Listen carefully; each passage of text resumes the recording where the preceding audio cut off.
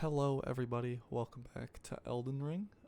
In today's video I'm going to be showing everyone how to get the Rivers of Blood unique katana here, which has pretty good bleed build up here, especially with its super cool weapon art. I'm going to preface this by saying that there's going to be pretty massive spoilers. I'm going to be showing the last area, so if you don't want to, or one of the last areas, if you don't want to see that, please click off the video.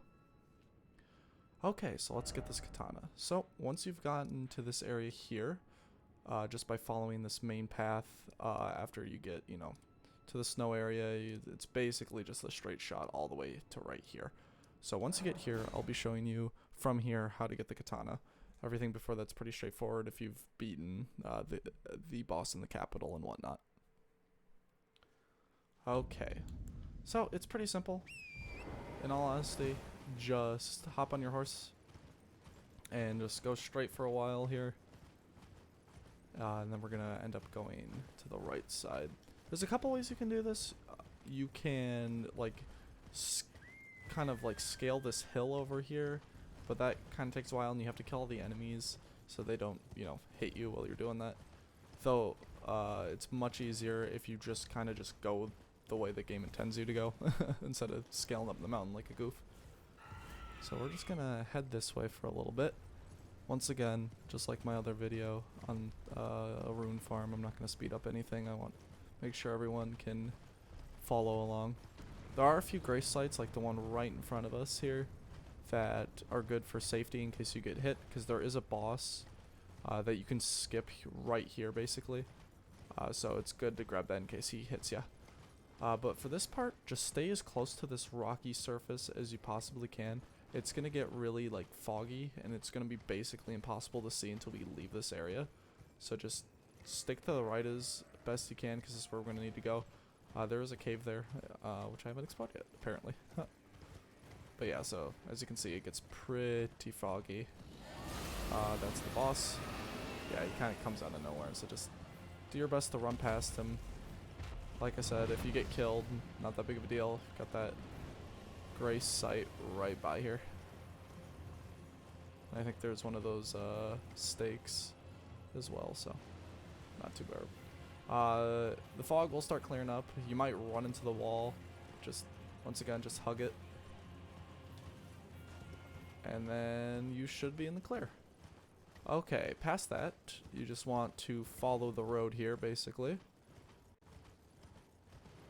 Along this path, there's going to be a few enemy encampments. Hello, dog. That is what we're aiming for there. You see that bridge across, that chain bridge? That's where we're going. So, pretty simple. Just go across. There are a few bigger enemies, like these dogs can mess you up, so just be very careful when you're running past them. Once again, here's an enemy encampment. Nothing too bad you have to worry about. There is a site of grace over here, like right there. So once again, just kind of as a safety thing. Oh, there is one right on the other side of this bridge. Careful of this guy. He's kind of. Oh, there's a key there too. He's kind of tough. But just head up here. Keep going. And you'll eventually make it to this chain bridge here. No trick to it, just go across.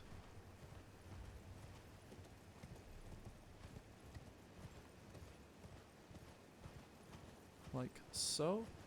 Then there is a site of grace right here.